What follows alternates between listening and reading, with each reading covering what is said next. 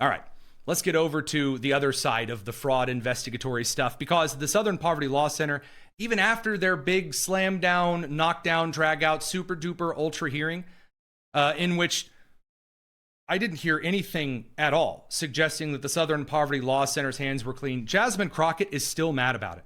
So as you may remember, Jasmine Crockett went on this huge, angry, rage-filled tirade in which she suggested that asking the Southern Poverty Law Center why they funded and assisted in planning several neo-Nazi events, like why that's kosher with their 501c3 nonprofit status. Jasmine Crockett went on this huge outrage about white supremacy and murders and lynching and lions and tigers and bears, oh my. We haven't had one hearing on white supremacy. Yet when we look at things like the killing of Ahmaud Arbery, George Floyd, Breonna Taylor, the 9 worshipers who were murdered at the Mother Emanuel AME Church, the 23 people murdered in 2019 during a shooting at Walmart in El Paso, the 10 people murdered during the 2022 shooting at a grocery store in Buffalo. Y'all need to read up on your history books, the very same ones that the Republicans have decided that people should not hear about, because you don't want representation in this country that it is against. So she went on for a long time. You're just angry, just mad. She's still mad. So she's also introduced a Stop Trump Act that she says is going to help Americans on groceries. And she says that that those who were wrongly prosecuted on the January 6th stuff, that because they are being allowed to get settlements, she's going to stop that via a congressional law, which, honey, sweetie baby, that's not how that works. And that's supposedly going to be the thing that pays everything off. And the Democrats are doing the same thing also with Jeffrey Bezos on the Amazon side, suggesting if we just sell his yacht, we could pay for all of the teachers in the whole world. Stupid. But a lot of this does come back to the Southern Poverty Law Center, because the person that she was yelling at in that clip was my dear colleague. We bring on Tyler O'Neill from the Daily Signal, senior editor, and fresh off of Capitol Hill from duking it out with some of our very fine representatives. Glad to have you. Tell us what you know from the SPLC hearing. The committee, did it go anywhere? Is there anything really to be done? I know Jasmine Crockett was whining, but what else occurred of substance? Yes, well, it wasn't very substantive when Jasmine Crockett, who's already, been voted out of her office, decided to unleash her tirade against me. I really felt like I was her therapist, as I said. Reclaiming my time. Are you happy Next. to do that? Yes, they're white supremacists. Woo, thank God. Jesus Christ, I didn't think we were going to get there. Oh my gosh, let me be clear. Proud Boys are freaking white supremacists. Neo-Nazis are too. And this president, who loves to coddle white supremacists, has decided that they should be given checks. Did you nod knowingly and write it down yes, thank you, Jazz. That's very exciting. Yeah, right. I should have said oh, and for our next session, I'll actually explain why not every Republican is a racist POS. Guards, this woman has lost her composure. That would have been hilarious. No, seriously. Yeah. What do we actually expect for some of the after effects from this committee? Is the SPLC going to get the angry letter treatment here? What can we expect in the next couple of months from this whole thing? Well, so Jordan just announced that SPLC interim CEO Brian Fair will be testifying next month in the committee in a public setting. So we'll have, a public hearing with the leader of the SPLC himself there.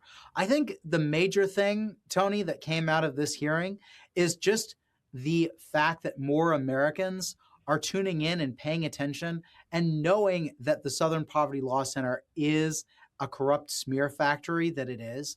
I mean, I think this is the main, it's the reason why I wrote the book, Making Hate Pay.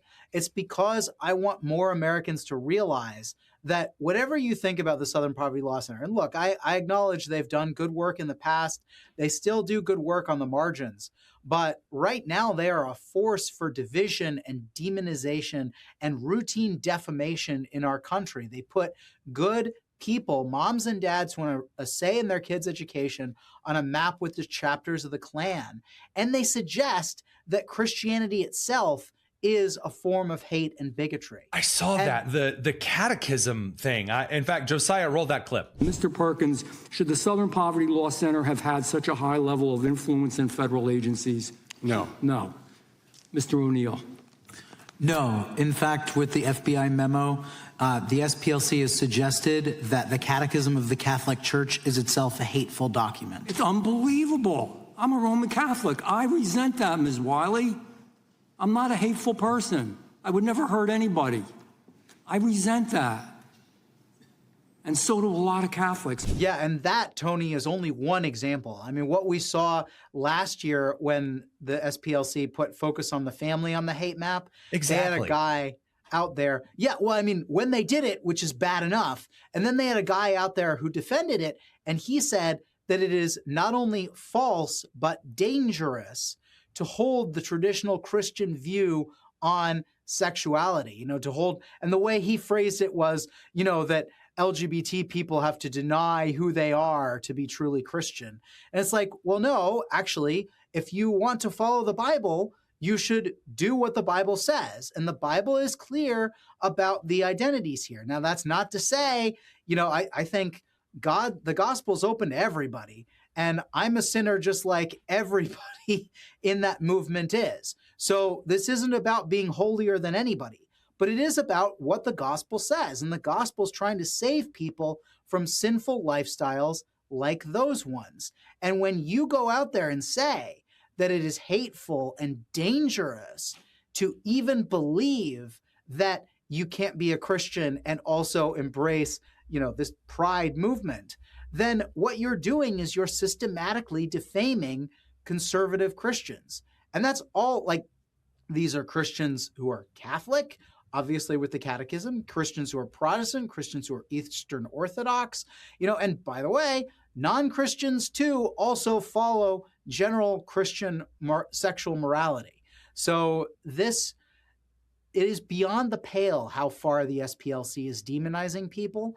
And I'm very glad to have this megaphone to say, look, I understand you may agree with the SPLC on a few things, but this is a corrupt smear factory that has no business being cited by big tech, that has no business being the tool that corporate America uses to prevent donor funds from going to hundreds of conservative nonprofits. I mean, the stink to this organization, it rots to high heaven, and it is high time that America's high institutions, that our social institutions understand that and distance themselves from it. Last question here, because this is where the rubber is going to meet the legal road here. On the backdrop of some of the crimes they're being accused of by the Department of Justice, I know that a lot of things were brought forward. Some of them were not necessarily walked back. They were kind of scaled back in the time and the scope of certain statements that were made as to, well, we have them here, here, and here, and maybe there isn't quite so many things on the rights. What should we look for in how some of these crimes are labeled out? I mean, they lied to their donors as to what they were doing with the monies. What can we expect in kind of the legal challenges over the next couple of months? Yeah, so there are a few legal challenges that we should be paying attention to. Over and over, we heard Democrat witnesses and Democrats say a few things. One of them, that no donor has asked for their money back in giving to the SPLC. And many donors have said that they either knew about this, or had they known, they still would have given money. So I think that is going to be somewhat of a hurdle. There's another hurdle that the SPLC has said, and we have to get into the specifics of this. I don't know the specifics, but they've said that at least two of the DOJ's cases against people who were planning violent attacks were tipped off by their so-called informants, their field sources, ahead of time. And so their program, as they came out and originally said it saved lives, it may have indeed prevented some violence. But the thing that they keep failing to address, in my mind, is that the SPLC, dead to rights in the indictment, we have an SPLC an SPLC staffer saying, I'm opening these accounts for Fox Photography and these other, shell companies that they're propping up to divert money. They say, I am the owner and sole proprietor of this entity. And then a few years later, the president of the SPLC tells the exact same bank, these accounts were opened and were monitored by and used by the Southern Poverty Law Center, which very clearly, I mean, I don't know if the DOJ charged the right statute, It's a little, but that's little really mental dicey. legal gymnastics. Right. That's very, very dicey. Yeah. Yeah. Tyler O'Neill, our senior editor over at the Daily Signal, thanks for giving us a couple of minutes, kind of walking through some of this. And the next time you're giving a therapy session on Capitol Hill, give us a ring. Yeah, will do. Thanks for having me, Tony.